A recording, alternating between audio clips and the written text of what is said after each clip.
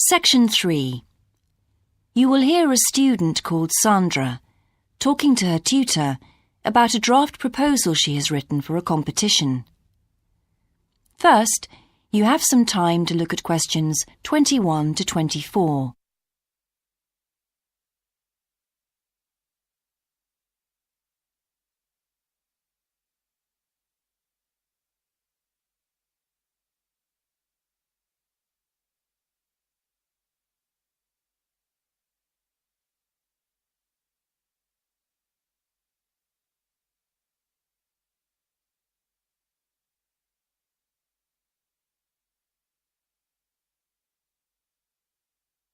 Now listen carefully and answer questions 21 to 24.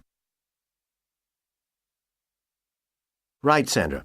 You wanted to see me to get some feedback on your group's proposal, the one you're submitting for the Geography Society field trip competition. Uh-huh. I've had a look through your proposal, and I think it's a really good choice. In fact, I only have a few things to say about it, but even in an outline document like this, you really have to be careful to avoid typos and problems with layout in the proposal, and even in the contents page. So read it through carefully before submitting it, okay? Will do. And I've made a few notes on the proposal about things which could have been better sequenced. Okay. As for the writing itself, I've annotated the proposal as and where I thought it could be improved.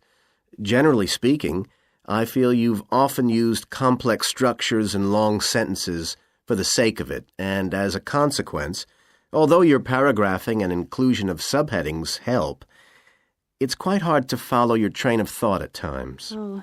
So cut them down a bit, can you? Really? Yes, and don't forget simple formatting like numbering. Didn't I use page numbers? I didn't mean that. Look, you've remembered to include headers and footers, which is good, but listing ideas clearly is important. Number them or use bullet points, which is even clearer. Then you'll focus the reader on your main points. I thought your suggestion to go to the Navajo Tribal Park was a very good idea. No, I've always wanted to go there. My father was a great fan of cowboy films and the Wild West, so I was subjected to seeing all the epics, many of which were shot there. Mm-hmm. As a consequence, it feels very familiar to me, and it's awesome, both geographically and visually. So it's somewhere I've always wanted to visit. The subsequent research I did and the online photographs made me even keener. Before you hear the rest of the conversation, you have some time to look at questions 25 to 30.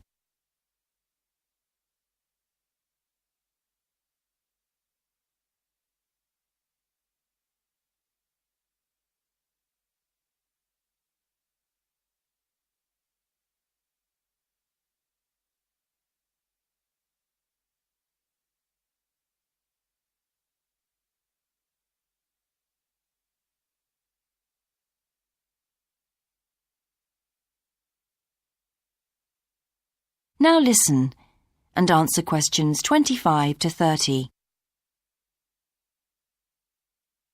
Interesting. Right, let's look at the content of your proposal now. Did you find it comprehensive enough? Well, yes and no. You've listed several different topics on your contents page, but I'm not sure they're all relevant. No? Well, I thought that from the perspective of a field trip, one thing I needed to focus on was the sandstone plateau and cliffs themselves.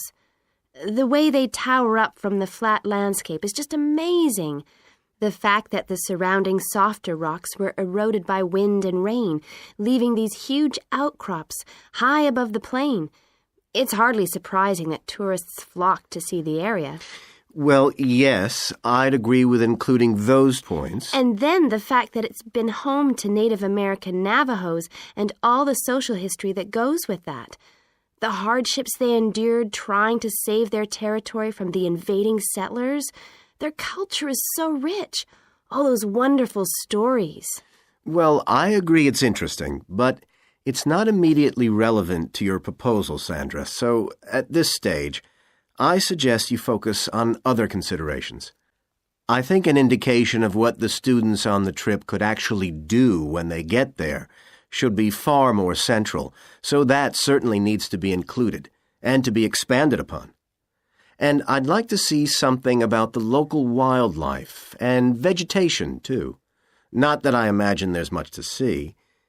Presumably the tourist invasion hasn't helped. Okay, I'll do some work on those two areas as well.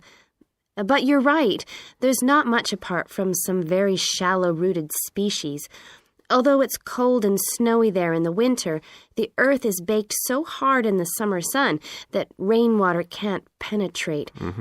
So it's a case of flood or drought, really. So I understand.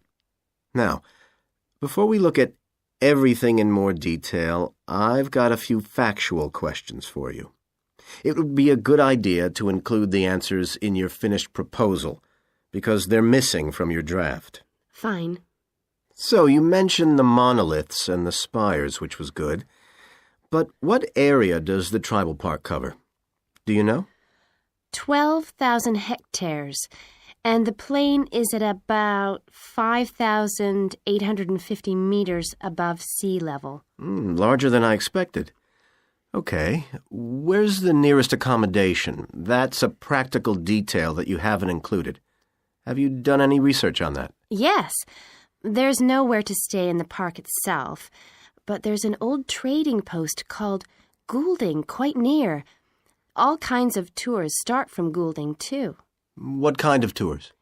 Well, the most popular are in four-wheel drive Jeeps, but I wouldn't recommend hiring those.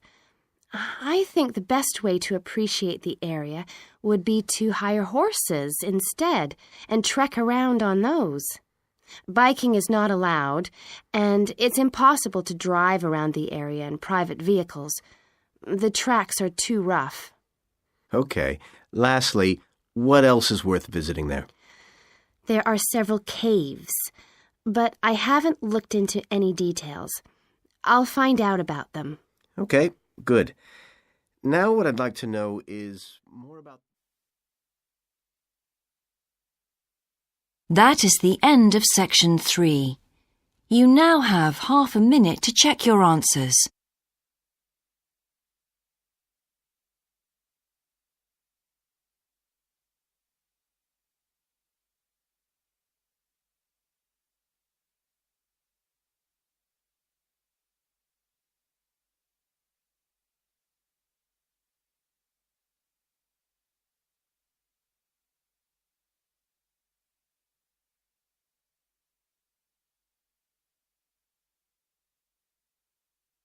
Now turn to section 4.